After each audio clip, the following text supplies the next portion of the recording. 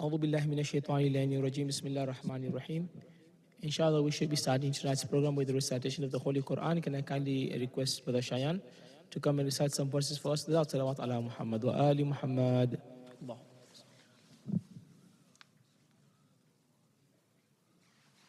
محمد وآل محمد صلوات.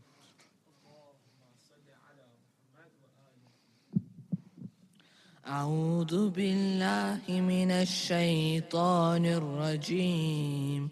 بسم الله الرحمن الرحيم. والفجر وليال عشر والشفع والوتر والليل إذا يسر هل في ذلك قسم لذي هجر ألم تر كيف فعل ربك بعاد إرم ذات العماد التي لم يخلق مثلها في البلاد وثمود الذين جابوا الصخر بالواد وفرعون ذي الأوتاد الذين طغوا في البلاد فأكثروا فيها الفساد فصب عليهم ربك صوت عذاب إن ربك لبالمرصاد فأما الإنسان إذا ما ابتلاه ربه فأكرمه ونعمه فيقول ربي أكرمن وأما إذا ما ابتلاه فقدر عليه رزقه فيقول ربي أهانن كلا بل لا تكرمون اليتيم ولا تحاضون على طعام المسكين وتأكلون التراث أكلا لما وتحبون المال حبا جما كلا إذا دكت الأرض دكا دكا وجاء ربك والملك صفا صفا وجيء يومئذ بجهنم يومئذ يتذكر الإنسان وأنى له الذكرى يقول يا ليتني قدمت لحياتي فيومئذ لا يعذب عذابه أحد ولا يوثق وثاقه أحد يا أيتها النفس المطمئنة ارجعي إلى ربك راضية مرضية فادخلي في عبادي وادخلي جنتي صدق الله العلي العظيم.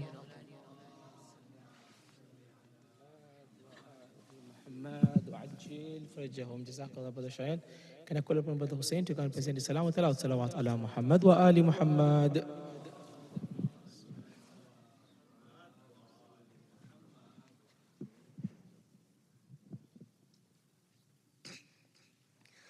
असगर बिन तेरे मैं चैन कहाँ से पाऊँ असगर बिन तेरे मैं चैन कहाँ से पाऊँ आलोट किया जालाल तेरे जी भर के नाज उठाऊँ असगर बिन तेरे मैं चैन कहाँ से पाऊँ असगर बिन तेरे मैं चैन कहाँ से पाऊँ میری آنکھ کا تارا ہے تو مجھ کو جان سے پیارا ہے، ماں دکھ یاری کے جینے کا تو ہی لال سہارا ہے،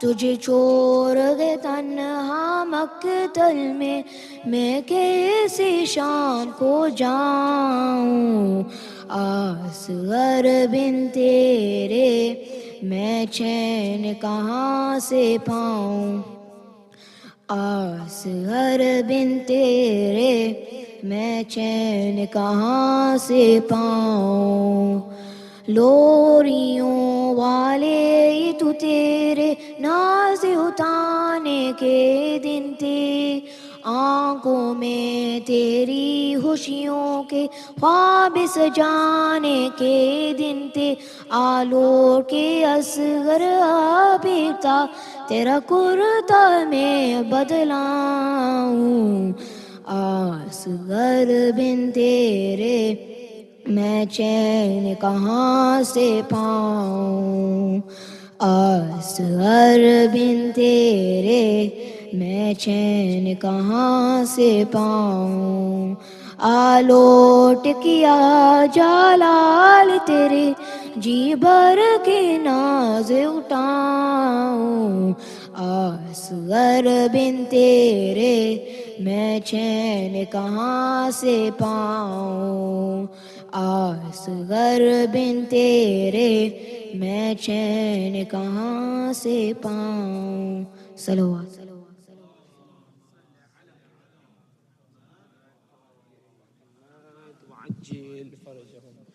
جزاک اللہ brother Hussein. Can I call upon brother Hadi to come present Salam Salawat ala Muhammad wa Ali Muhammad.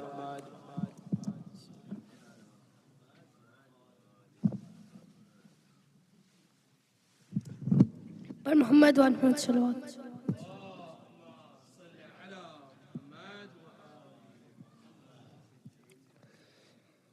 در زندہ پر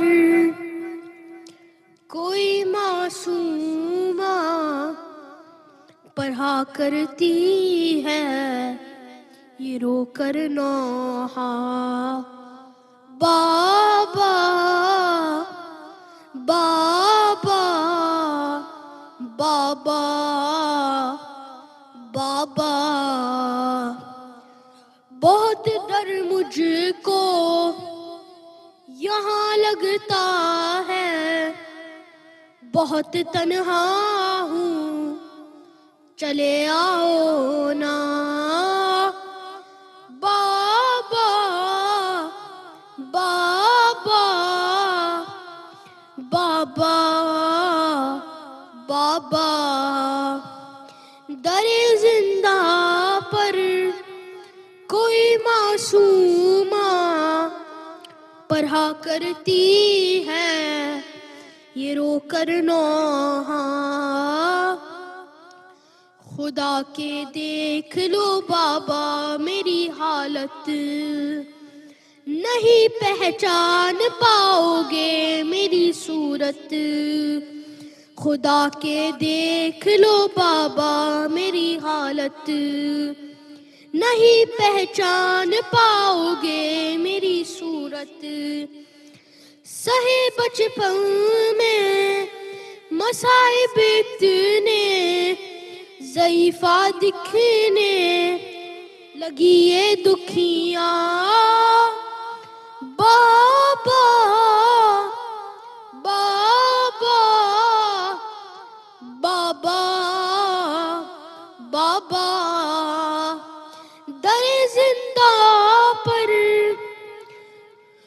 کوئی معصومہ پڑھا کرتی ہے یہ رو کر نوحہ، بڑا دشوار ہے اس قید میں جینا، بہت یاد آ رہا ہے آپ کا سینہ، بڑا دشوار ہے اس قید میں جینا، بہت یاد آ رہا ہے آپ کا سینہ، گئے ہو جب سے نہیں سوئی میں سکون سے اب تک کبھی ایک لمحہ بابا بابا بابا بابا مجھے پھر قبر میں لگنے لگا ہے در نکالا تھا جنہوں نے لاش اصغر مجھے پھر قبر میں لگنے لگا ہے ڈر نکالا تھا جنہوں نے لاش اصغر وہ ظالم پھر سے پلٹ آئے ہیں پھپھی اور میں ہوں یہاں پھر تنہا بابا بابا بابا بابا در زندہ پر کوئی معصومہ پڑھا کرتی ہے یہ رو کر نوحہ میں رو لے کہ کب تک سیس کیا بابا بہت دکھتی ہے میرے پسلیاں بابا میں رو لے کہ کب تک سیس کیا بابا بہت دکھتی ہے میرے پسلیاں بابا سکینہ اس دم ہے کس حالت میں فقط سمجھے گی یہ دادی زہرا بابا بابا بابا بابا نظر آتا نہیں آنکھوں کو ملتی ہوں سہارا لے کے دیواروں کا چلتی ہوں نظر آتا نہیں آنکھوں کو ملتی ہوں سہارا لے کے دیواروں کا چلتی ہوں پکڑ کر زلفے مجھے ظالم نے نہ جانے کیسا تماچا مارا بابا بابا بابا بابا لگے ہیں زخم جتنے سب دکھاؤں گی جب آؤ گے تو میں سب کچھ بتاؤں گی لگے ہیں زخم جتنے سب دکھاؤں گی جب آؤ گے تو میں سب کچھ بتاؤں گی بہت مارا ہے بہت تڑپایا مجھے لوگوں نے سمجھ کر تنہا بابا بابا بابا بابا در زندہ پر کوئی معصومہ پڑھا کرتی ہے یہ رو کر نوحہ پر محمد والد السلام.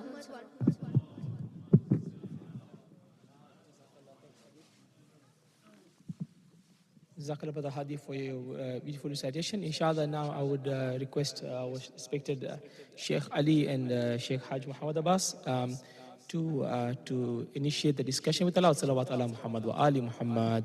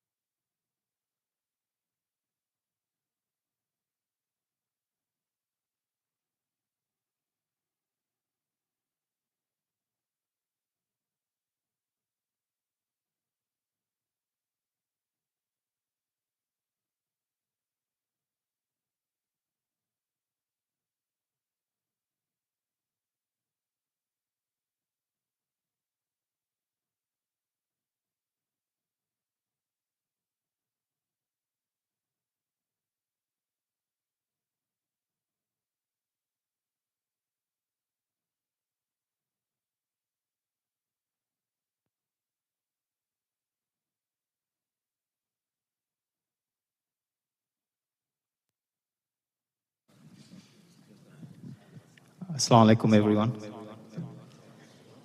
So we have a bit of a different program today. We'll have a Q&A session with our sheikhs here at the front.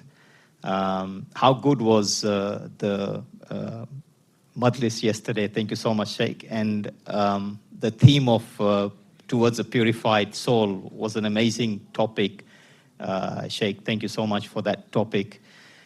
So we're going to have a bit of a Q&A, and it's going to be both sides. So we're going to have a question prompted to the audience, and I will need someone from the ladies' side to help me. But the idea is to get you all starting to think about the topics and to start to think about the questions. So there will be a promptu question, and then you can then share your questions. This is an online version, so we will have others joining online as well. And I will help with moderating and directing the questions. So can I please have a big salawat, please? Close to.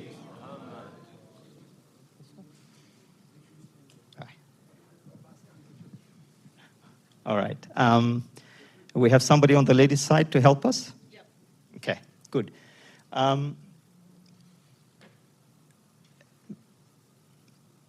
Maybe we can start with the first question just to get everyone thinking. And then if I can, as soon as after that question, will be thrown to the audience. And then after that, we will then have Abbas, if you can have us on the screen.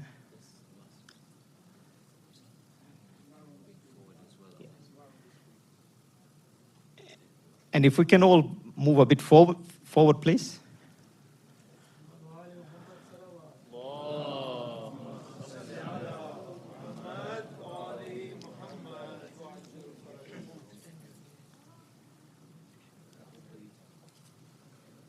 While that is being put up, maybe I have a question which is off script a little bit. Who can remember the topics as in the correct sequence? The different topics in the correct sequence. Because there was a very good laid out sequence. I wonder whether anyone remembers the sequence. What was the first night? Maybe let's start that. And the ladies' side, if we can answer, what was the first night? Introduction, but there was a specific topic. Yes, excellent. Sheikh, is that correct? Yeah? I don't know the sequence, but why do we mourn for Imam Hussein? If you remember that topic. What was the second one? Body and soul, yeah. So we'll stop there, otherwise we'll be here. Yeah, all right. So we'll pose the first question, and then I will ask the audience. We will start with the ladies' side, and then if we don't have anyone from the ladies' side, we'll go to the men's. But the whole idea of this is for you to ask questions. This is just a teaser, right? But please keep your questions ready. This will take you along the journey of the different sessions, but the idea is to prompt you to ask questions. So if we go to the first question, so why do we mourn for Imam Hussein? So this, if you all remember, this was the first topic. Why do we mourn for Imam Hussein? And maybe if I go to the ladies' side, do we have any answers on the ladies' side?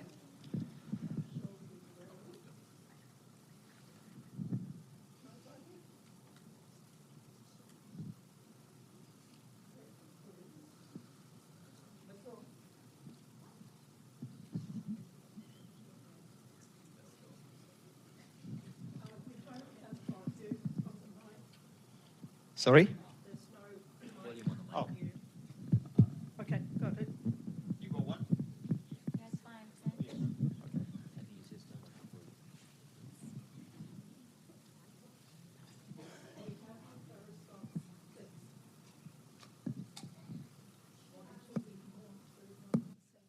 Try now.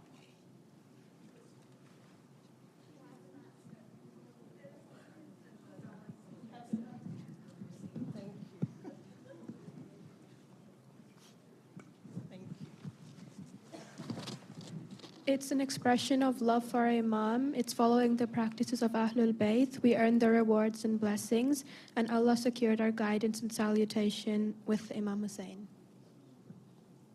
Did you send the answers to her? Or? That was absolutely on script. So thank you very much, sister. Please recite salawat for our sister.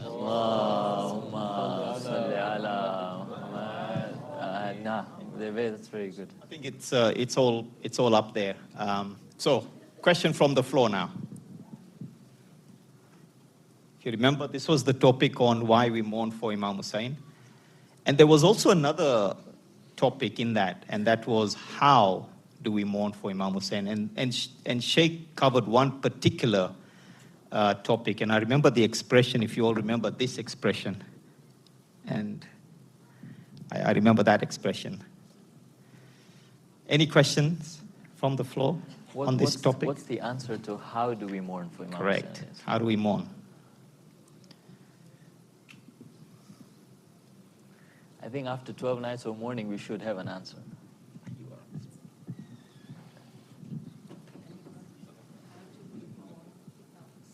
The question is, how should we be mourning for Imam Hussein alayhi salam? It doesn't have to be an answer from the lecture. It could be...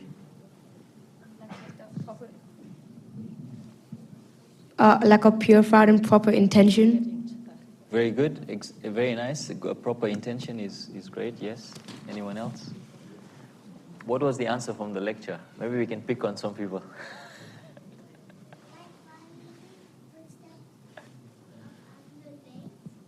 By following the footsteps of Ahlul Bayt. Beautiful.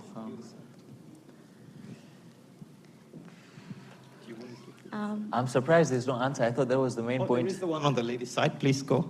By wearing black clothes. Yep, good. Yep, that's very good. I think less of an apparent demonstration. I think more of a mindset, more of a from the intention point of view of meets the philosophy of azadari and mourning, maybe along those lines. Should be from the pure heart.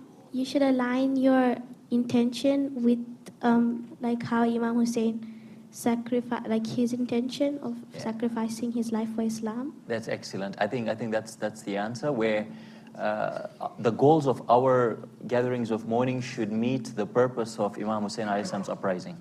So Razabai, intention is great, the purity of heart is great, and so on. Yeah, very good. That was the expression I was trying to give, is that the intention of our mourning and the intention of Imam Hussein's sacrifice should be aligned. Very nice. That was the expression you were giving. Nice. All right, any other questions? Otherwise, I'll go to, please.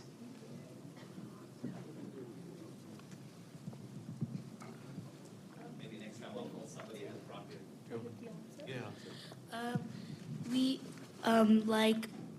We don't do any worldly needs. Instead, we mourn and grieve for our Imam. That's it. Excellent. Thank you. All right. If there are no questions, we'll go to the next question. Okay. This was yes. So we should be prioritizing questions from the floor. This is just a prompt. Okay. Do we have a question? Yes. Assalamu alaikum. My question is that when was this systematic way of azadari came into history, like stepwise as has been followed by now? And what are the effects? When I say effects, it means side effects of institutionalizing the azadari.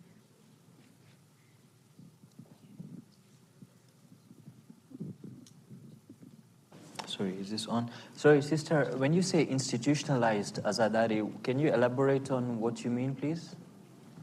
Yeah, by this we mean that most of the time when we come to institution for azadari, we don't get this lesson that azadari should be made more common at home level maybe, or when it comes to institutions, then I think there could be some impositions of specific customs that might not be a part of azadari when it was actually being into action by imams. That was my question. Yes, Sheikh, with your permission, please. I think if you're referring to the different customs and the different ways different cultures go about mourning for Imam Hussein alayhi salam, I don't think that matters too much. And if you also see from what our maraji and scholars opine on this particular area, they usually steer clear away from general customs and the difference in how different cultures go about the azadari. I think what is important at the end of the day is the purpose with which these different institutions go about the azadari needs to meet the main goal of azadari, right? I think this is important. But different cultures doing it in a different way, different institutions, whether it's done at home or at a more global level or community level and so on, those differences don't add too much to diluting azadari as such. I hope that answers the question. All right. Yes. I think you're for vegetative. The answer to this, yes. Yes, then animalistic. Yes. Humanistic, and then Beautiful. And then I think something with the soul. Amazing, spiritual, Tarisha, amazing. That's really good because even I had to think about this. Do you have a question? Yeah. So I think if we just put up the answer, so maybe that doesn't have an answer. Yes, that one. Yeah. So if you remember, this was the verse that we kept on coming back to. Sheikh was constantly reminding us about this verse. Every time the lecture started, it was always based on this verse, and it goes by the form. All right, we've got a question on the floor here.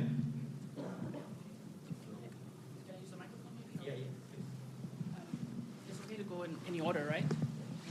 Okay. Salam Alaykum. Maybe to the both of yourselves. Sheikh, you mentioned that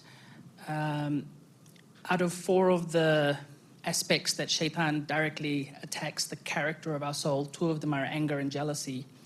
Now, over the course of the periods, we've learned that, yes, when you get angry, do a few things like do wudu, change your stance, maybe a few other things. But I find for myself, when you get into that state of anger, you don't listen to reason at all. So 2 parts, I guess. Is there anything you can do in the heat of the moment that seems justifiable? And secondly, is there anything we can do beforehand to stop us from getting into that kind of state of anger? Maybe some tips or, I don't know, it's a bit of a... Sheikh, please. I have a bit of an answer, but please. Okay, I think Kumail, to answer your question, thank you very much. I think the second part of your question is actually the answer to the first. We need to find our weaknesses and our trigger points. And generally we'll find there is a pattern in what angers us. Remember, anger in itself is not a vice, right? Anger is part of one of the dimensions of this soul that we have. Anger is very important, and Allah has given it to us for certain things. That's very important. The issue is when that anger encompasses or overcomes the intellect.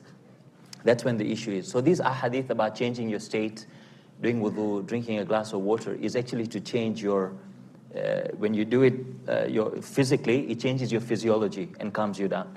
So I think what you mentioned secondly is if you can find those patterns as to where, it could be road rage, that's your weakness, right? One of the brothers actually mentioned this. He said, I do have a road rage issue.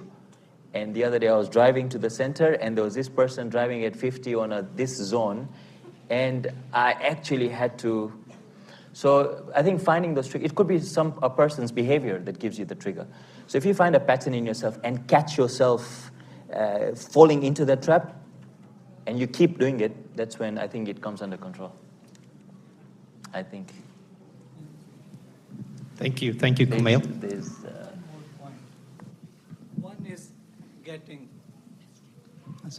One point is getting angry.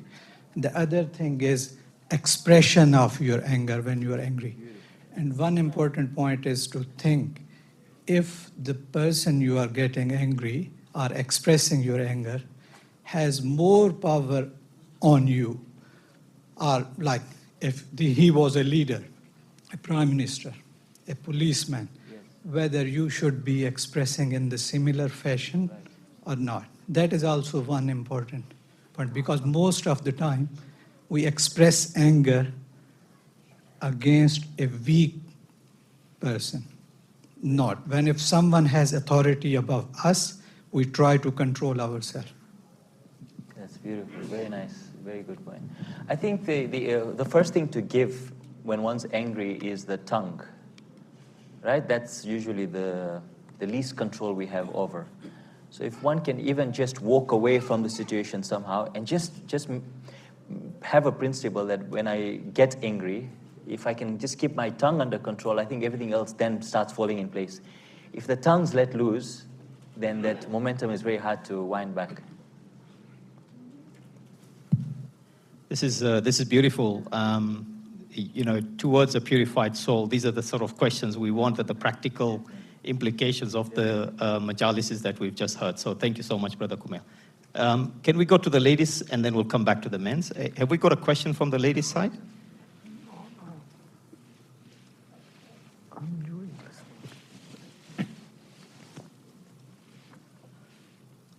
Just a confirmation, maybe. Do we have a question? Okay. And we can go in any order, so don't follow this order. So is it permissible for us Shias to like hit ourselves with a zanjir or like swords or chains to like while we're mourning for Imam Hussein?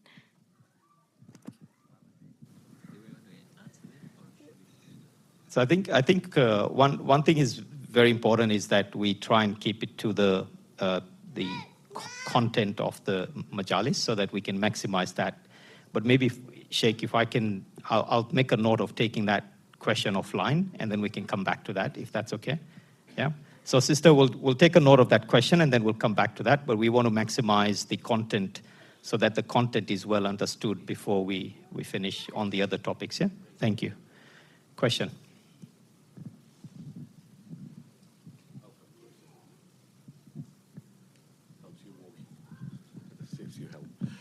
Assalamu alaikum.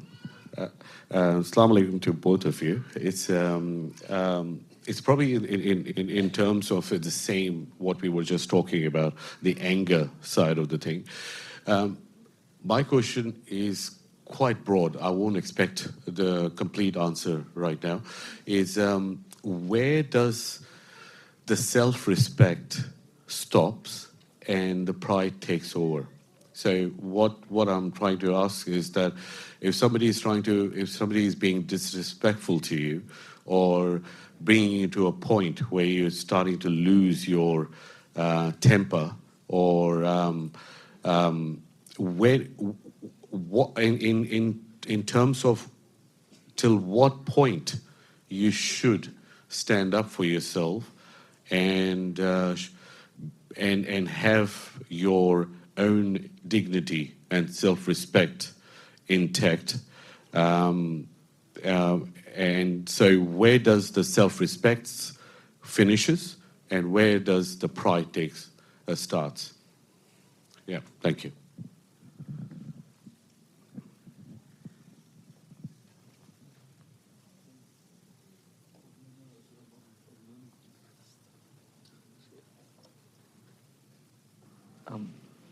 Assalamu alaikum, ahsant. This is it's a very good question, and it's quite broad. I don't know. I think I lost the brother. I don't know if it's the lights. Afan. Oh, okay. Went back there, mashallah. This is a really good question, and as Sheikh Muhammad Abbas mentioned earlier, that anger is an important faculty, and we require it. And if we don't get angry over certain things, then there's definitely an imbalance.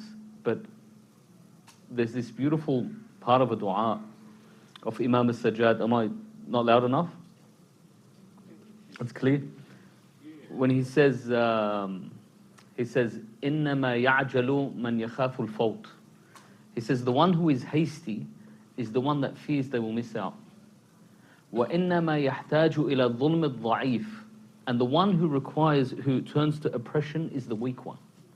Because the strong one doesn't oppress. It's like when, your small 5-year-old son wants to wrestle with you.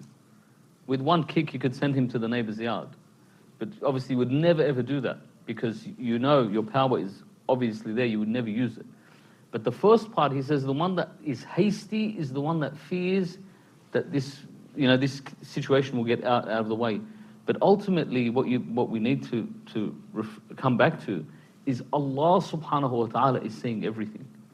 And Allah subhanahu wa ta'ala, sari'ul hisab, He is quick to judgment, whether you see it in this world and you will see it in the hereafter, definitely. That your pride and your self-respect will definitely remain intact. The problem is, as Amir al-Mu'mineen says, anger begins with madness and ends with regret. So the second you feel that rage, and as Sheikj Muhammad Abbas said a good point, that it starts with the tongue. Sometimes you need to respond. Sometimes silence is the best response. Sometimes when you're silent, a moment later they realize what they've said, and then they feel different about it. Just like we look at the Imams give us good examples, and it's hard. Obviously, it takes training, especially, look, we are physiologically and psychologically very different from the European. Notice how European is very calm, They'll commit genocide of a whole continent, and they're very chill about it. They get up and they give a nice statement. Whereas us, if we're just saying salam to each other, our heads and everything's moving around. We're giving away all of our emotions instantly. True? It's different. And so, yes, I agree with you. There is a point where you want to maintain self-respect, but you want to be smart in the manner that you respond. Because you don't want to go to that level and respond in a way. Two quick examples. I'm so sorry, Sheikh Muhammad Abbas. Two quick examples. The Imam al-Hassan example that we all know, when the Shami comes, and then he tells him, he responds in something much nicer. That's one. And the other example is Imam al-Baqir, alayhi salam. When the man, he uses very ill words towards Imam al-Baqir, and then he tells him, your mother was a servant, a slave. He says, and who is not a slave? He says, your mother was a cook. He says, is there a mother that does not cook? He says, your mother is a liar. So the man just wants to get, and straight away, where did he hit with the mother? And we're talking in an era where dueling was acceptable. Someone mentions my mother's name, we're pulling out swords, that's it. We're throwing down, like there's no, this is back then. Whereas now, maybe, I don't know, chewing gum, as we see on online forums and the rest of it. But ultimately, back then, it was a means to withdraw your sword. But look how the Imam responded. First he said, your mother's a slave. He said, everyone's mother's a slave. Your mother's a cook. Well, whose mother doesn't cook? He says, your mother's a liar. And then the Imam says to him, if what you say is true about my mother, may Allah forgive her. And if what you say is false, may Allah forgive you. Finished. Yes. I just, if I can, because we just want to make sure we're covering all of the topics of the majalises. If we can come back to that after the session. Yeah? Yeah. Yes. So what my take on this is that, for Amir al-Mu'mineen, there was two people who came that we all know about this sort of thing, that who was cursing Hazrat Abu Talib alayhi salam and saying that he will be in hell and this and that, and Imam was chopping the wood, and he just kept listening to all the insults. And then he simply just looked at them and said, I am the master of heaven, right? So what I am taking from this is that we should stay to that level of chill and absolutely keep control of ourselves, doesn't matter what, and then just simply reply back with a very sensible or very intelligent answer. Definitely a sensible response, because most of the time, as the brother mentioned earlier, that our anger comes out on what we see someone who we deem as having inferior power. That there's in terms of the power dynamic, there's a disparity. So when there's a disparity in the power dynamic, this is when our this over anger usually comes out. And if you look at the opponents of the Imams, there definitely was a disparity in terms of intellect, status. But what I said at the beginning, where it says that the one who is hasty is the one who fears that they will miss out. But your status is preserved in the eyes of Allah. This is it. At the end of the day, this person said, and they got angry, and you know what? Yes, they did disrespect me. And yes, I do feel humiliated. To a degree, I feel humiliated, but my status with Allah is preserved.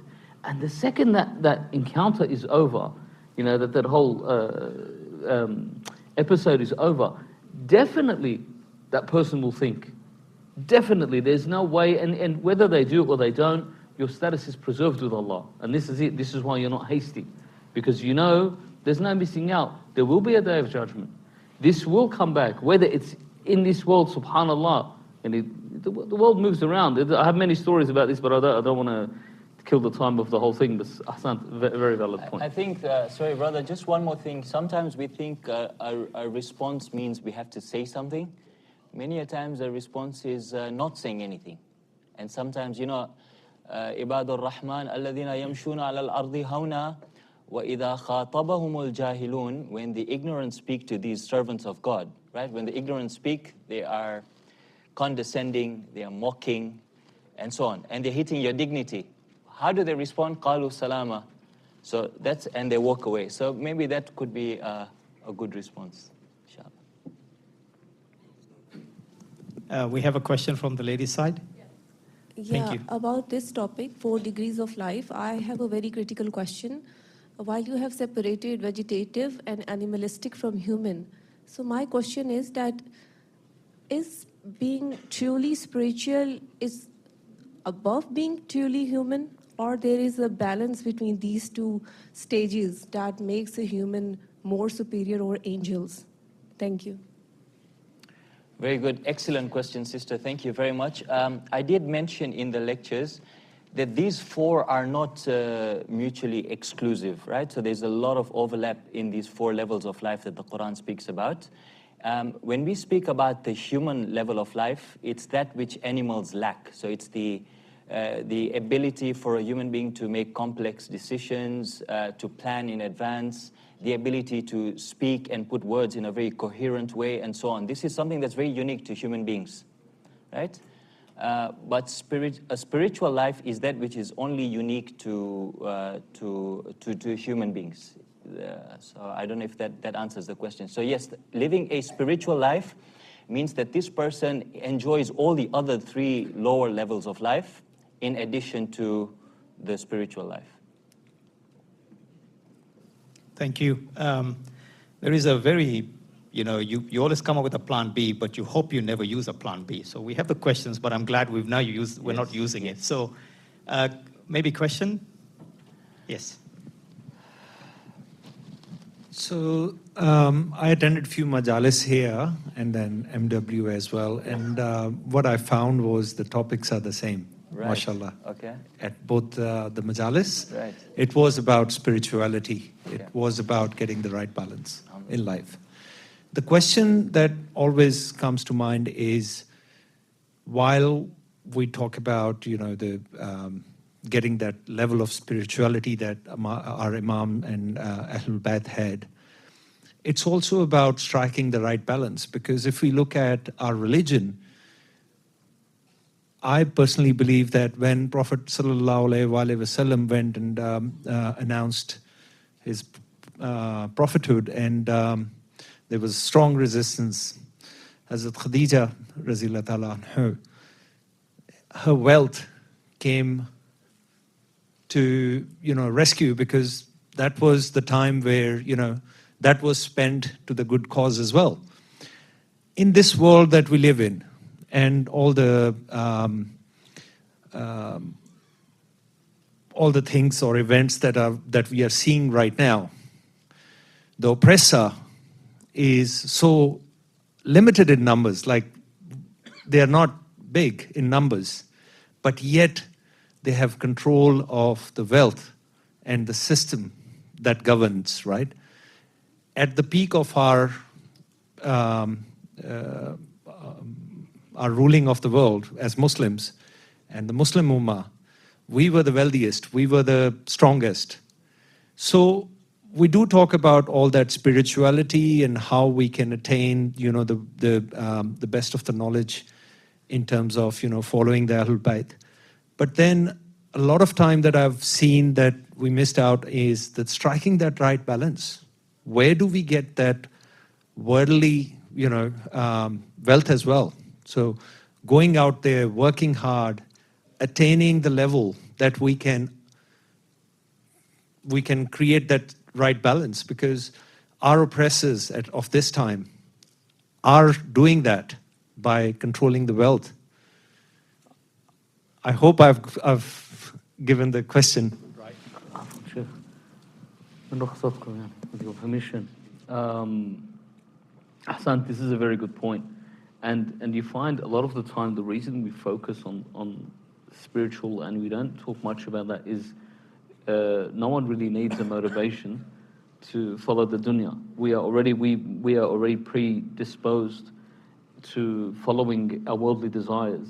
And this is something we run towards. For example, if I'm a very jealous person or I have some sort of spiritual ailment, I don't run to the sheikh and tell him, Sheikh, I'm very jealous. But if my tooth hurts me, I'm at the dentist the next day.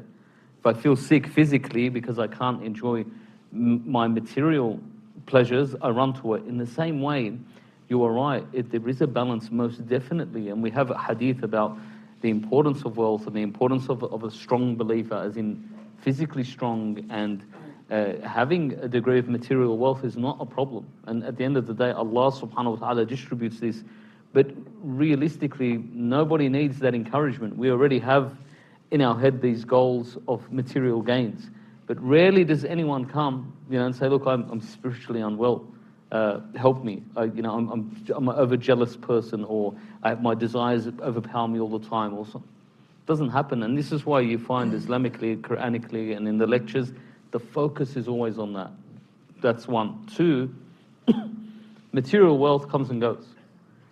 But your spiritual health and your relationship with Allah subhanahu wa ta'ala, this is the thing that it doesn't end. This is the only thing that you can take with you from this world that will never end.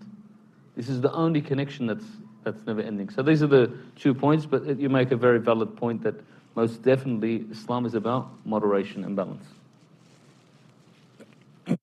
Thank you. Thank you. Now, we do have some questions online, those who submitted on the WhatsApp, so we'll go to those questions. We'll pick one question from that. Okay, so this question is, can someone become a true believer or a successful person by making their nafs a friend, or make the nafs our slave, so we can control it? And where do we put qalb in the whole equation? Ahsant, thank you very much. Yeah, so can we make nafs our friend? It depends what part of the nafs we're talking about, right? We don't want to befriend the wrong part of the nafs, because that's nafsul ammara, right? وَمَا أُبَرِّئُ نَفْسِي, as Prophet Yusuf alayhi salam says. So this nafsul ammara, which we had spoken about, is that nafs that calls us towards those things that are vice. That's considered vice. That's considered evil. So this greed and pride and arrogance and jealousy and backbiting and attending to our lower desires, this is all nafs al-ammara. So this is the nafs that you do not want to befriend, right? Imam Ali alayhi salam says there was this one brother of mine who would always amaze me, right? Because how he'd see this dunya in very small light. He said every time there were two conflicting a situation, he was at a crossroad and he had a conflicting decision to make, he would always ask his nafs, he would ask his nafs amara which one to take, and then he would do the exact opposite. So this is a friend, this is a part of the nafs that we do not want to be friends. Tomorrow, usually at Fajr time, you can hear this nafs. Right? So when the alarm rings and you hear that voice saying another 10 minutes, that's not your friend. So don't say this is my best friend. This is where we can go against it. Yes, we need to tame this. So when our scholars talk about taming the nafs, that the nafs is like a wild horse, this is the part of the nafs that they are talking about. Qalb is also another name for the nafs in the Holy Quran, but it's trying to describe a feature of the nafs which keeps changing. So qalb or yuqallib means keeps changing from, sometimes you feel really spiritual and sometimes you don't feel spiritual. Sometimes you're inclined towards one force and sometimes So this nature of the soul to move from one side to the other, coming for 12 nights of Muharram, alhamdulillah, we feel spiritual. Away from the mosque for the next 10 months or so, and we feel a little different. This is the nature of the nafs. So that's qalb. And I think the question is, where does qalb salim come in? Qalb salim is a progression of the nafs to a very high state. And this is the nafs that, the qalb that Allah subhanahu wa ta'ala refers to, of the nafs of Prophet Ibrahim alayhi salam, right? A nafs that had gone through a lot of struggle, but Prophet Ibrahim alayhi salam was able to bring it totally under control, and it reaches a very elevated position towards the end of his blessed life. So this is qalb salim, which inshallah we're all aspiring to achieve. Thank you, Sheikh. If we can have do we have a question on the ladies' side?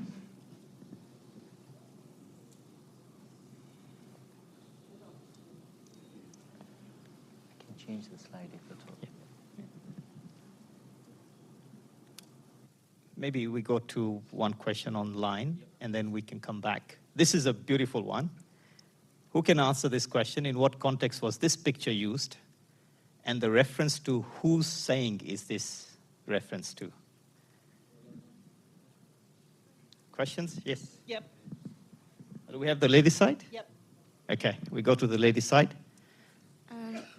I think that was an analogy from Imam Ali to say that your soul is like a ring or a precious stone. So it's obviously very valuable. And your body is like the box or the case that your soul's inside.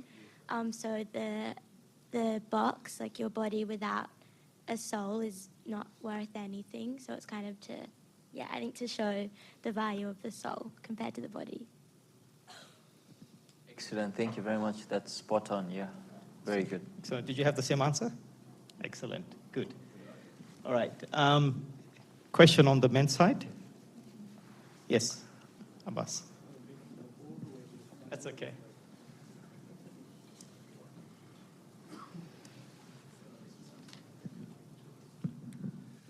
Salam Alaykum. Sheikh Ali, this question's to you, if you don't mind. 10 days, 12 days, we have come for Majlis. We have had sleepless nights. We have shed tears. We're tired, especially if you're old, especially like me. Your shoulder hurts a little bit. Alhamdulillah, it's a good thing.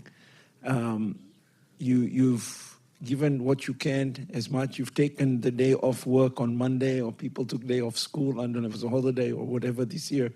Given up a lot for 12 days, then what happens for the rest of the year?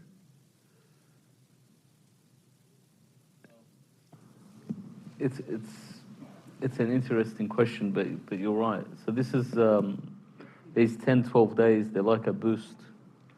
And it gives you that boost throughout the year. We have certain checkpoints throughout the year. Of them is Shahr Ramadan, of them is Muharram, Ashura. And these things that happen give us that boost, or these commemorations and religious events give us that boost.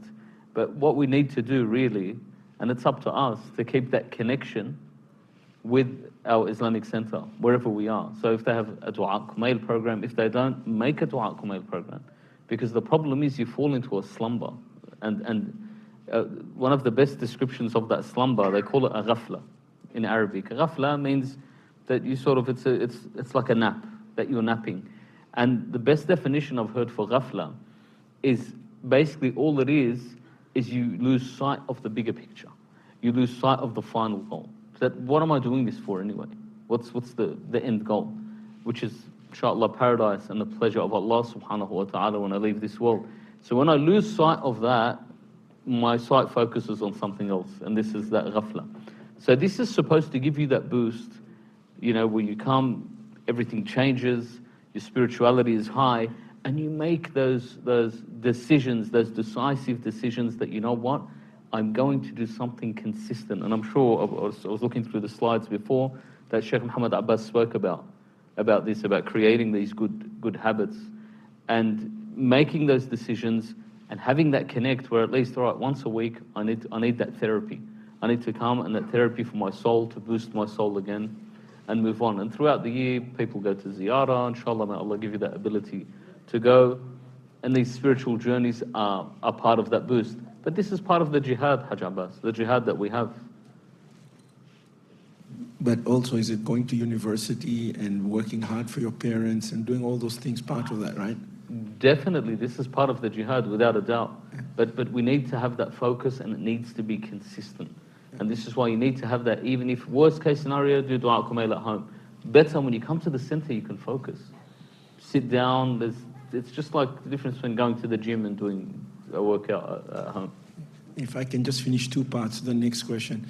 Sheikh, why when people go to the church, they sit there on hard chairs quietly, their children sit with them, they don't get disturbed, there's no noise, and alhamdulillah, I must give credit here, alhamdulillah, it's very quiet. But the way they'll park their car is consistently polite. You were saying something about in Europe, that I was outside, but I think I heard it, that people are polite. How do we get that calmness so we don't get cranky at our volunteers? Because, they cop a fair bit over 12 nights. And, it also lends into the next most important question, which I think you were asked before. We have all this, but our Muslim countries that claim to be Muslim countries, and I know the reason why, a lot of them, but I just want to highlight, why are they so corrupt? Look, Hajj, this is a huge question. And it really is off topic. I must. No. It's if you don't mind, it's not off topic, because we have even Shia countries we have seen in the last few days, and no offense to the government in those countries, but the people in that country have sold out their own country. I will tell you something, Hajj. Obviously, people again they lose sight of the bigger picture. Is one. Number two, for example, the Islamic Republic of Iran. There are certain things within it, cultural things though, but there are certain things within it. For example, I can comfortably tell you that Mashhad is 100 times cleaner than Sydney, without a doubt. Like, it actually is cleaner than Sydney. I've been, if anyone's traveled on a train in Iran, I've seen small towns in Iran, most definitely. Western cities don't even come close to the cleanliness of these cities, in all honesty. And they're in order and everything. A big part of the reason that we don't do this is obviously we left the following of the Holy Prophet sallallahu alaihi wasallam, and like taking the following of the Holy Prophet seriously is one. Two, there is a highly sophisticated plan, if you will, that is against Islam. For example, the Holy Prophet is the most attacked character in all of history. That's one. Two, undermining the Muslims and Islam. Go and have a look. I haven't seen a country in the world that's had more scientists assassinated in the last 10 years than, for example, the Islamic Republic. And many other countries, the brain drain that they use. Go and look at who are the people that are running, for example. A lot of these big companies, or the brains that are behind it, a lot of them are being taken away. So there is something that's rather systemic, that has to do with the authorities that be and the powers that be, that have an interest in maintaining this downfall. Now, not to take the blame completely off us as Muslims, sorry. I just want to add something. Please. And it's a very good question. So earlier what I was talking about, I think what I would request our Imams to do is to talk more about these values that the Western world has created, whereas it was supposed to be with us as Muslims. And that's where we are falling behind in every aspect of the worldly matters. Because while we are focusing, which is, I'm not denying that, which is really important, and that's why we come to these majalis and attend towards the spiritual side of things. But what about those worldly matters, which really makes us good human being and also makes us better than others? And that's the way we were, our ancestors were. But as Muslims, we are falling behind on the values, also about making that, wealth to support our cause as well, is something that, needs to be highlighted. This is true. And again, like I said, the reason why, a lot of the time we don't focus on the worldly things is we're already attracted to that. And the Hajj Abbas brought up a good point, that he feels like, all right, there's no for example, structure. Realistically, in Australia, if you go back to the 80s, for example, it would have been normal to see a refrigerator floating in Sydney Harbour. Yeah, people would just go and dump their rubbish there. And then there was a campaign of education.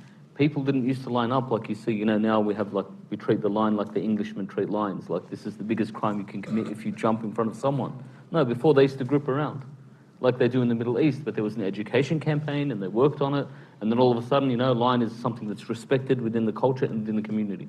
But I will tell you something. The reason we focus on this spirituality, and yes, sure, there are things that are falling apart, and these are basic things that the Prophet was very serious about, which is akhlaq. Imam Ali alayhi salam, when he said to his sons in his will, and this is Imam Ali, imagine his final testimony to Al-Hasan wal Hussein, and he said, "Awsiquma bi taqwallah, I will unto you the fear of Allah, wa nadhmi amrikum." Organize yourselves, be organized. This is straight after taqwa, he says, be organized. This is very important. To be very organized in the way that you do things. But ultimately, this spirituality, I'll tell you, and I'm not saying like there's no human that's ma'soom, when there's no human that's infallible. But when things break apart in these Islamic countries and you see that chaos, they still function. And I'll give you an example. There's a brother that was telling me, he said, you know, when I put my children to sleep and they say I'm thirsty, and I think, oh my God, if I bring, you know, Muhammad water, Hussein is going to want water as well. And I want to tell him, just go to sleep, you're not getting water. He said, and then I feel like I'm being Yazid. He said, so I go and bring the water, and I give them the water, even though they're probably going to go to the toilet in the middle of the night, and it's going to ruin everything for me.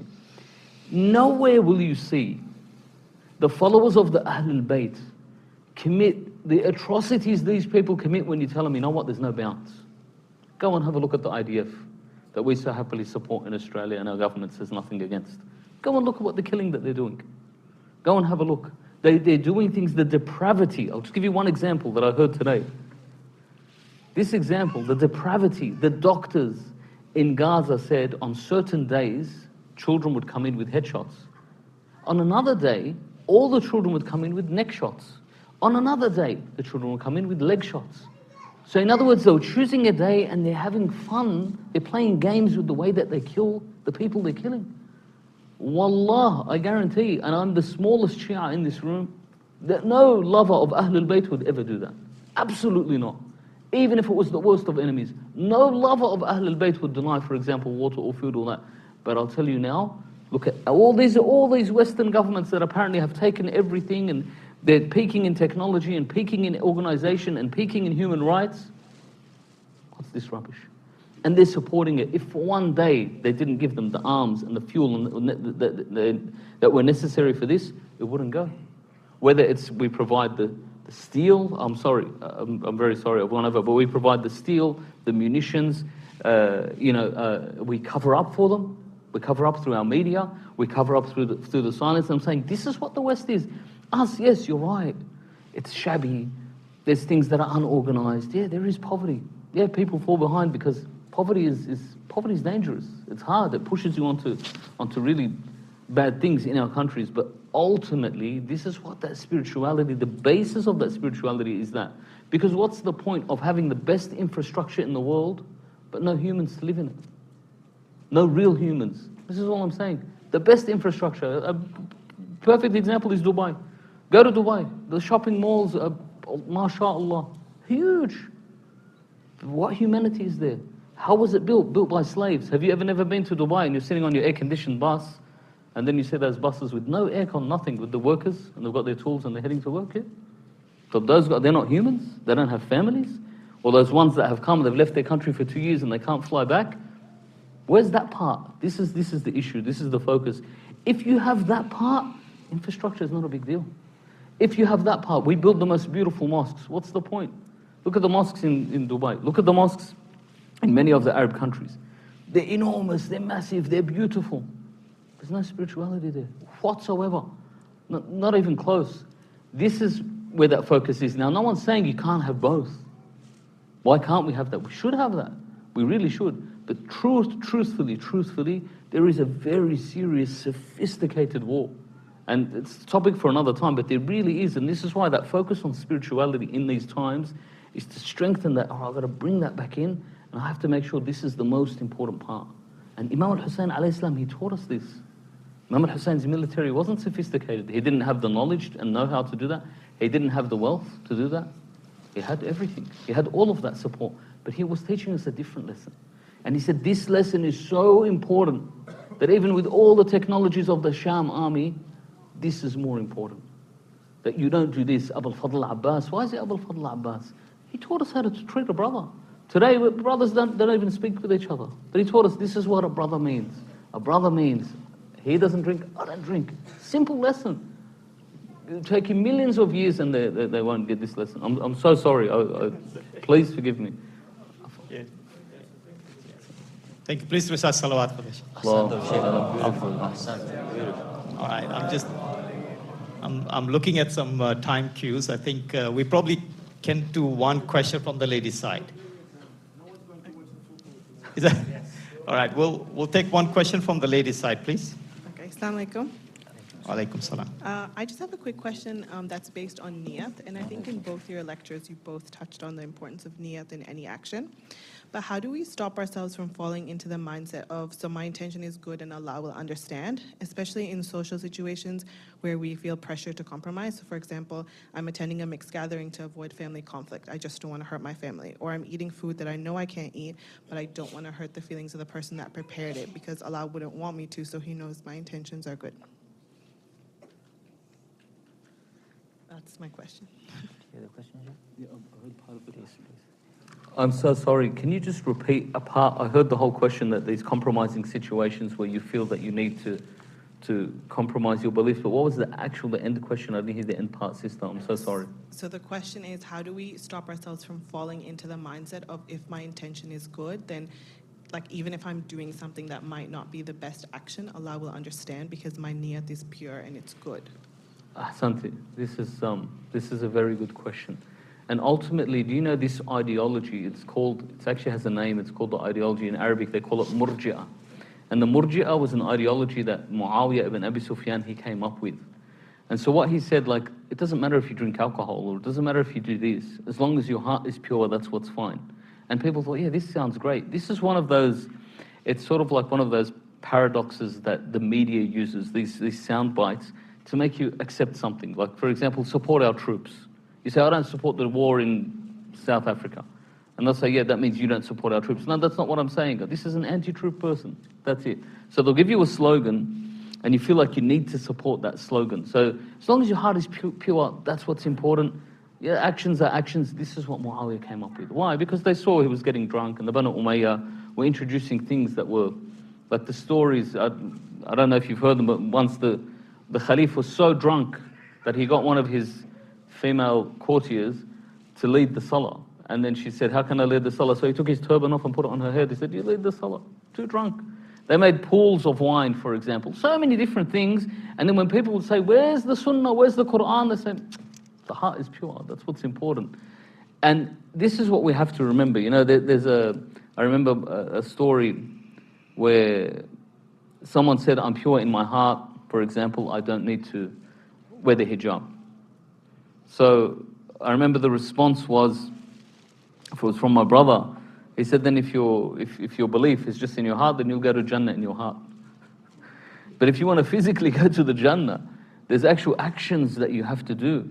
And yes, those moments are difficult moments, but wallah, we have a verse in the Quran, وَمَنْ يَتَّقِ اللَّهِ يَجْعَلْ لَهُ مَخْرَجًا وَيَرْزُقُهُ مِنْ حَيْثُ لَا يَحْتَسِبْ. That whoever is pious, Allah subhanahu wa ta'ala will elevate him. I'll tell you this small story, sister. This is actually a sheikh that I met. His name is Sheikh Abdul Min'am al-Zain. His official title is the Khalif of Senegal, all right? Still exists. So the highest religious authority, they use a French term, and they use the term Khalif. So this is the Khalif of Senegal. You can look it up. Sheikh Sheikh Abdul Min'am al-Zain. May Allah prolong his life. I think he's actually quite old now. And so they would invite him to every official thing. So one day there was an official gathering they invited him to, and President Macron was visiting with his wife. And in Senegal, he's a big thing. You know, the French president is a big thing. I think they were an old colony, and this is one of their main languages is French. He said, because the people were there, everyone was vying to have a moment with the president of France. Like if you have a moment with him, you're somebody. If he says more than hello. So he told them, as a sheikh, I cannot shake the hand of the wife of the first lady. I can't shake her hand. Please let them know I can't shake her hand. So don't let her offer because it's going to look rude, and this is a huge gathering. And although, you know, there's whatever religious rulings, but him being the top religious authority. So they went one by one to each person when they got, and they quickly just went past them, like this is, for example, the head of the Christians, this is the head of this, or this is this figure, and they got to Sheikh Abdul Min'am, and he shook hands with Macron, and he didn't shake hands with the wife. So she stopped and she said, yes, they told me. And they began to have a conversation. And they actually spent more time talking to him than any other official.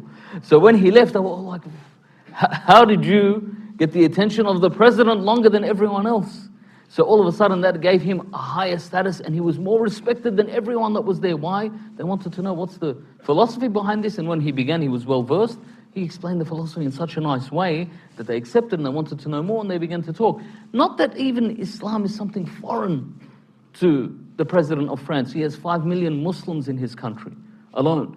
However, the point that he stuck to his principles, Allah subhanahu wa ta'ala, when you stick to your principles, Allah subhanahu wa ta'ala elevates it. And yes, we do have to compromise. And yes, definitely this is jihad. And yes, you will be rewarded on this, sister.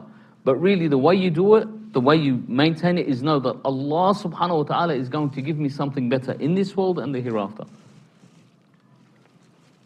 Inshallah, that was sufficient. Thank you. Thank you. Let's go to one question on the... So the separation, maybe for the kids, maybe the separation of the soul from the body at the time of death is likened to...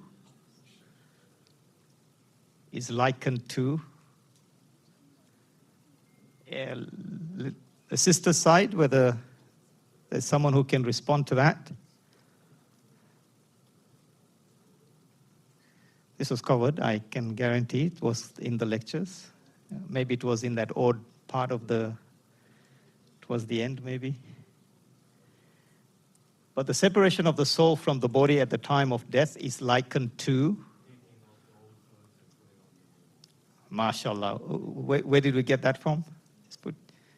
Excellent. Thank you so much. So if we just put up the answer. So the answer is the separation of the soul from the body at the time of death is likened to a change of clothes. So I think that was a really good analogy of that it is us, the soul, not the body. All right, just cues on time. Okay, all right. Can we please have a big salawat for our Sheikh for all the questions they've responded to?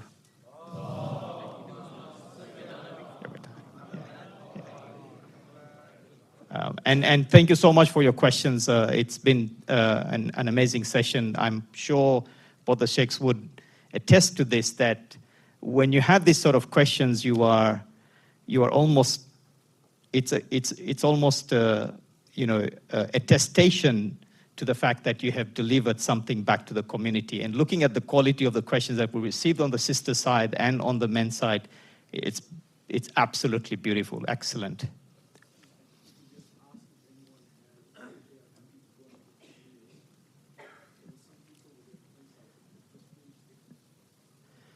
Are we okay to go for another 10 minutes? Especially if we probably would go to someone new. Anyone? Any burning question? On the ladies' side? Yes, please. Please, sisters. I'm so sorry. I'm just so fond of questions. I have given a chance. So just last question, Sheikh. When we hear in the Majlis that even it was the Sunnah of Imam Hussein to do a nikah ceremony of one of his sons in Karbala. So why it's like being a customs in Shias now not to do a simple nikah ceremony, which has been called as the completion of one's iman in the days of Muharram or even after Safar. I'm not, let me mention, I'm not saying to celebrate and have big gathering and have the dances. Is it about that, or we cannot promote just simple ways of Islam?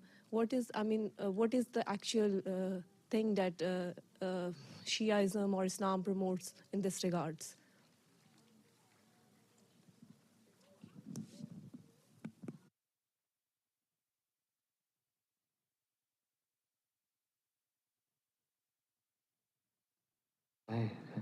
Excellent question.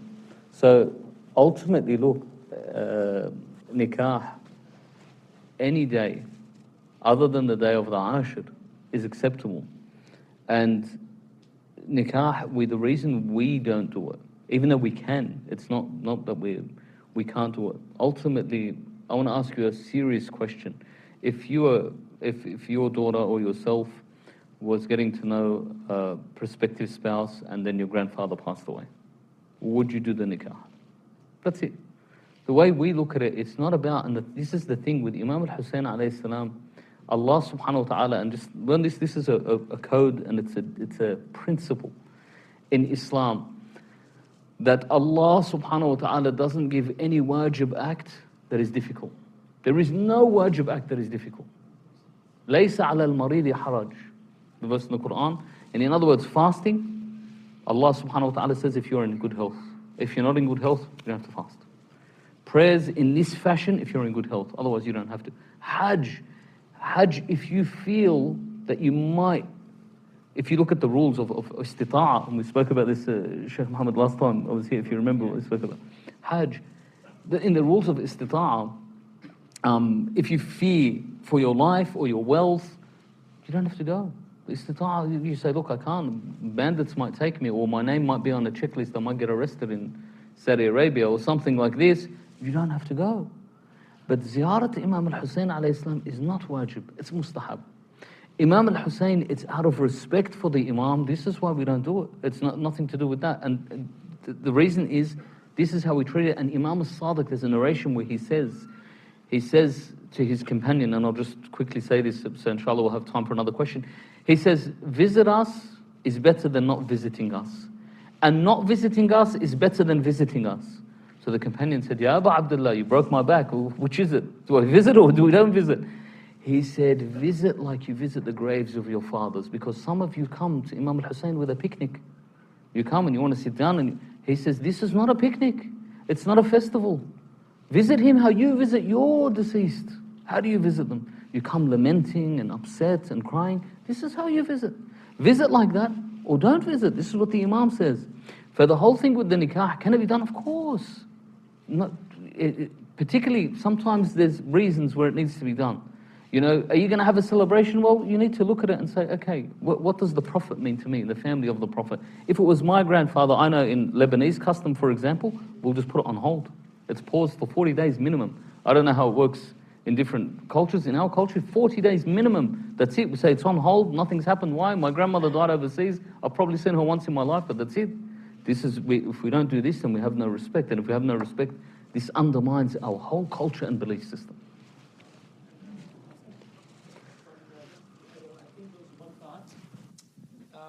I think the first part of the question might have not been heard. Is there was a comment that Abu Abdullah al-Hussein performed niqah of one of the children, which I don't know how authentic that this is. Can you kindly clarify? Just so quickly, yes, we have the narration about the nikah of Sayyid Sakina and Al-Qasim ibn al-Hasan.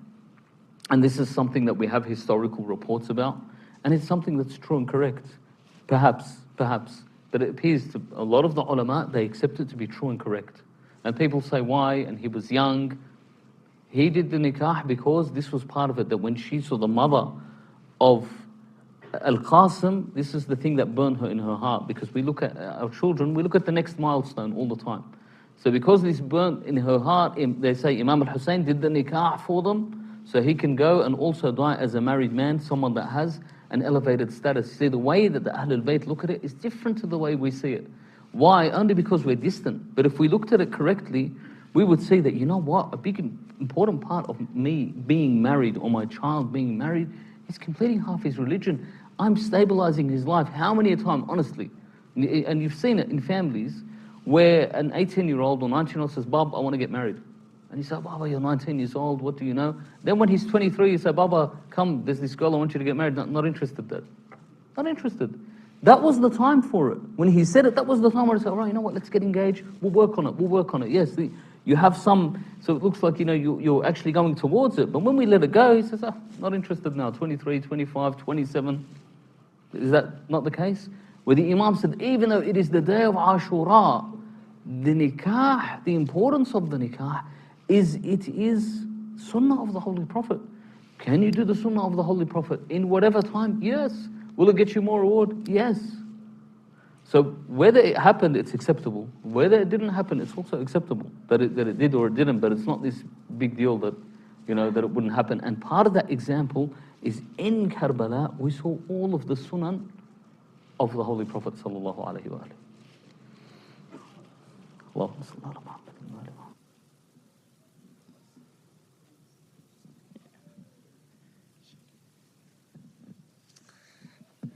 Salam.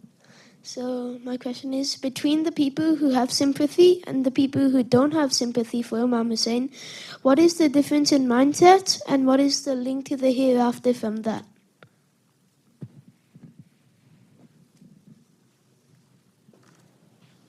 So thank you very much. That's a very... Did you ask ChatGPT for the question or? It's a very good question. So yeah, look, the way Allah will judge them based on whether did they hear about Imam Hussein alayhi salam or not, right? So many people are ignorant about Imam Hussein alayhi salam. But if you were to ask any very neutral person, an unbiased person, and you tell them the story about Imam Hussein alayhi salam and how his 6-month-old baby was killed, even if you tell your friends at school about this particular story, they'll sympathize with Imam Hussein alayhi salam. Right? So one reason is they're not sympathetic with Imam Hussein alayhi salam is because they haven't heard the story about him. Does that answer the question? It's me again, Sheikh, remember? See, I can trouble Sheikh because I know him since he was, 7 or 8 years old, so it's okay. I can trouble him.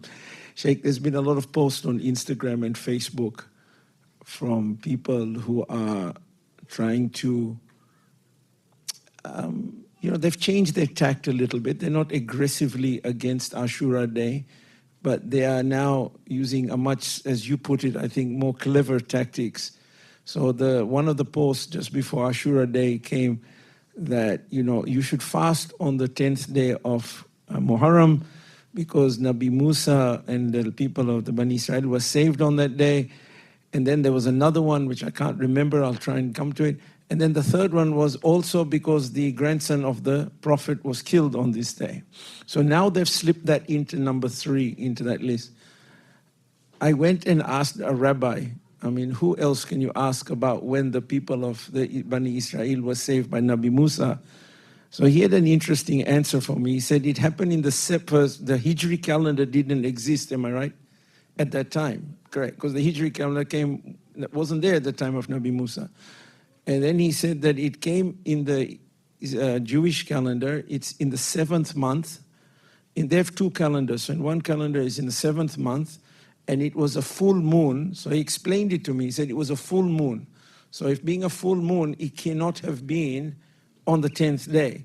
So that was one of the answers to that. Then I think the other one was about Nabi Isa being, what was it? Prophet News, I think, landing on the ark, etc. We didn't have a calendar, I don't think, of any form at that point in time. But there is answers to all of them. But we get a lot of WhatsApp messages from people very concerned and sharing the video that some places had put where the sheikh said that, you must fast, it's this, etc. And my answer is that please don't bother me, I don't want to watch it. And would you I know as a sheikh you wouldn't say it the way I did, you'd be far more polite, but do you think we just let these things go and let common sense find its answer itself if people just look a little bit deeper? Look, Ahsan Hajj, and I think you need to choose your battles. So what our Shia need to understand, and I know we have a basis, I'm sorry, Sheikh, with your permission, we have a basis of taqiyya. We like to use taqiyya, obviously, and Islam is about mudarat. Mudarat is about tolerance and treating people with the best of manners. You're trying to say, well, what's the best response? How can I treat them in the best of manners? But realistically, especially tashayyu' is about al-bara'a, tabarri. Tashayyu' is about tabarri. Everyone loves Imam al-Hussein. As the young brother asked the sympathy question, And the Sheikh answered, the only person that's not sympathetic has never heard of Imam al-Hussein. Because you hear that, you will have some sympathy for what has happened to the Imam Salam Alaykum. But what we need, everyone loves Imam al-Hussein, and no one will openly say they're enemies of Imam al-Hussein. But the reality is the true lovers of the Imam and the Ahl al-Bayt are the ones that have bara'ah. And bara'ah means disassociation with the enemies. Allahumma al'an awwala zalimin zalama haqqa Muhammad wa ali Muhammad wa akhir tabi'an lahu ala dhalik, and so on and so forth. To have that bara'ah, so when they come, they've realized that in the current climate, the whole Arab Islamic world or the Sunni Islamic world has failed Gaza. And to them, the most shocking thing is it's only the Shia that have actually placed themselves at risk when they didn't need to. The Yemenis don't need to keep sinking ships. The South Lebanon, they don't need to do that. So on and so forth. They really don't need to put themselves in that degree of risk, but they did. Why? Because someone is being oppressed and we're against oppression. Now, part of their recovery of this is trying to say, yes, yes, we have Ashura as well. Yes, yes, we love Hussein as well. Loving Hussein is half. You're not there.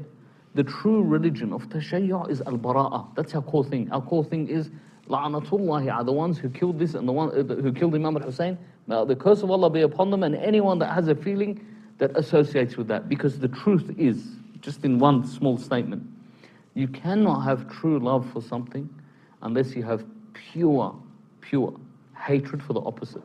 For example, I love my children to be healthy. I hate them to be sick. And I act accordingly.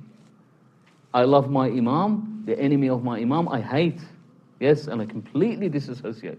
This is how it works. This is the reality. If you don't have that bara'ah, then this is just wish-wash when you turn around. And particularly what we were talking about, the fasting, the Prophet actually never ever fasted because the fabrication of the narration was in the 9th year of Hijrah. And he didn't make it to the next Ashura. Rasulullah sallallahu alayhi wa alayhi was martyred before that, before the next Muharram. So even if they say that this is what happened, this was never an established sunnah of the Holy Prophet. And there's many different arguments against it, but one of the core arguments is our Prophet came to teach us a religion. Did he really enter Medina when he knew he already had so much dealings with the Jews around there and he didn't know what they were doing on the 10th of Muharram? That he had to find out and say, oh, look, oh, this is what they're doing. Since they're doing this, we should do this. نَحْنُ أَوْلَى بِمُوسَى, as the tradition says. But ultimately, put that aside. There is no one that will say, I'm the enemy of Imam al-Hussein openly. There is no Muslim on earth. Absolutely not. And if they do, they've exited the realm of Islam. But the true lovers of the Holy Prophet and his progeny are the ones that have bara'ah from the enemies of the Holy Prophet and his progeny. Jazakallah. We'll now finish off with the Masaib, and then we'll have the ziyarat, and we'll have you all out. Thank you so much for your question. Thank you. Salawat, please. Sorry, brothers and sisters, just if I could kindly make just 3 points in 3 minutes, inshallah, even less.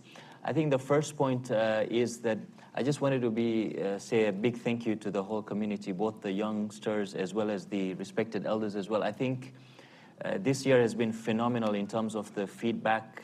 I did mention this during the lectures. I think the interaction with the content that was being discussed was significantly more than previous years. And I think it just shows that we are growing as a community. Our relationship with the information, the Mimbar is not just a passive place of where we come and just passively listen to the speaker, but we're interacting with this. It's really great. Youngsters coming to ask for references, critiquing it, people looking at ChatGPT. Whilst I mentioned one of the stories, and one of the brothers mentioned to me that my son actually verified it whilst you were speaking on ChatGPT.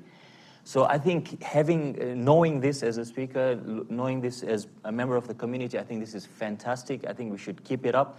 Sessions like this have been, I think, incredible. We should always have this after 12 days of Muharram, just to recap, consolidate on the material. So thank you very much. That's the first thing. Second thing is, we've had very productive 12 nights, 12 days of Muharram. The question is always, now what? Right? I think the attendance at the programs has been extremely good. For Salatul Jama'ah, even at 7:30, when we maybe thought there won't be too many people, we still had a lot of people coming. I think a humble request to all of us is, inshallah, please don't leave the center too much. Don't go too far away from the center. I think the soul has acclimatized itself with the center. I think this is the most opportune time for us to be able to frequent these masajid, as respected Sheikh mentioned. So Thursday nights, Dua Kumel, Sunday mornings, Fajr, those who can take some time out for Fajr and so on. Or you can come and dedicate an hour doing some volunteer work when there's no one else at the center and this time works for you. This is the best time now, inshallah, please, to do so. And the third point, I can't remember what it was, so I'll leave it. But inshallah, these two should be sufficient within 3 minutes. Sallallahu ala Muhammad wa ali Muhammad. Allahumma salli ala Muhammadin wa ali Muhammadin wa ajil farajah wa ahsan. Thank you very much. Inshallah, brothers and sisters, a bit of masaib for tonight. As we know, it was the 12th day of Muharram, according to some of the reports, where Umar ibn Sa'ad gives the instructions now for the women and the children of Imam Hussein alayhi salam, including Imam as-Sajjad alayhi salam, to be taken towards Kufa. And the state in which they were taken, of course, as per the ahadith that we have, the reports, is that they were carried on saddle-less camels. And the women and children were tied to each other. One particular report says that they passed by the bodies of the shuhada, and it says that Zainab Salamullah alayha had passed by parts of the remnants of the body of Imam Hussein alayhi salam. There is one particular report that says that Zainab Salamullah either asked to stop the camel or she fell onto the body of Imam al-Hussein alayhi salam. Allow me to share this particular part with ourselves, inshallah, in Urdu, where he describes this part where Zainab Salamullah alayha was overcome by this grief when she sees Imam Hussein alayhi salam in that state. Badi महमिल से जब पहली नजर भाई की तुरबत पर ज़मीं पर गिर गई ज़ैनब कफन की याद फिर आई कफन की याद फिर आई जो देखा लहद का मंजर तरप थी रह गई ज़ैनब हुसैन अकबर के लाशे पर गया जिस तरह खेमे से बहन यूं घुटनियों चल कर लहद की सिमत भरती है उठी तो घिर पड़ी फिर से उठी तो गिर पड़ी फिर से न चल पाई वो कदमों पर न फिर से उठ सकी ज़ैनब लिपट जाते हैं बच्चे जिस तरह मादर के सीने से बहन इस तरह लिपटी तुरबते शबीर से हाय पुकारी कैद खाने में पुकारी कैद खाने में तेरी बेटी को दफना कर उजड़ के आ गई ज़ैनब पड़ी महमिल से जब पहली नजर भाई की तुरबत पर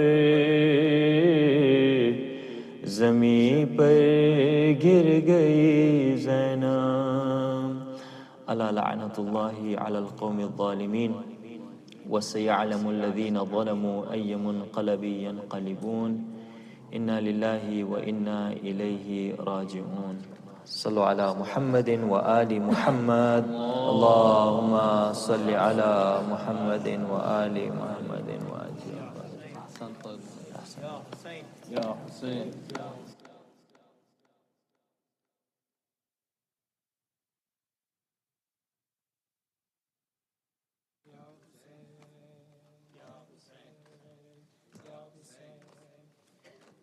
سجاد میں زینب ہوں میرے سر پہ ردا کوئی نہیں بازار جفا سجاد میں زینب ہوں میرے سر پہ ردا کوئی نہیں بازار مجمع کوفیوں کا میرے چلنے کی جا کوئی نہیں بازار جفا سجاد میں زینب میرے سر پہ ردا کوئی نہیں سجاد میں زینب ہوں میرے سر پہ ردا کوئی نہیں سجاد میرے سر سے آدھا نے چھینی چادر بلوے میں نبی زادی پھیرائی گئی در در مل جائے ردا مجھ کو اور میری دعا کوئی نہیں بازار جفا سجاد میں زین میرے سر پہ ردا کوئی نہیں بازار جفا سجاد میں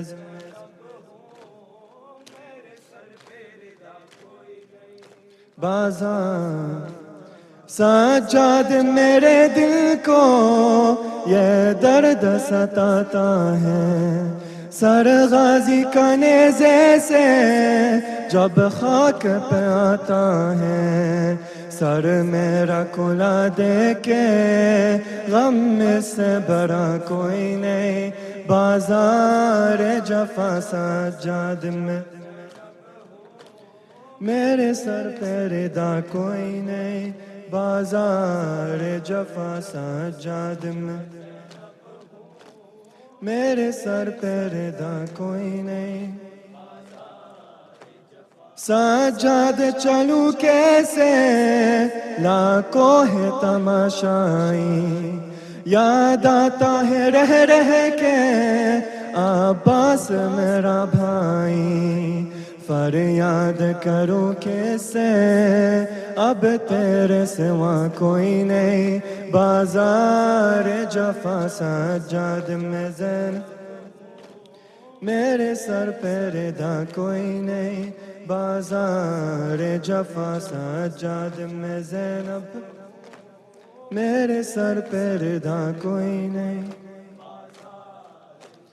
معلوم ہے آدا کو غازی کے بہن ہوں میں بے دست ہے وہ غازی پابند رسن ہوں میں یاد آئی وفا اس کی جب پاس رہا کوئی نہیں بازار جفا سجاد میں زینب میرے سر پہ ردا کوئی نہیں بازار جفا سجاد میں زینب ہوں میرے سر پہ ردا کوئی نہیں بازار جفا تو نہ آیا غازی جب ردا سر سے چھنی میں صدا دیتی رہی تو نہ آیا غازی آ گئی شام علم لٹ گئے اہل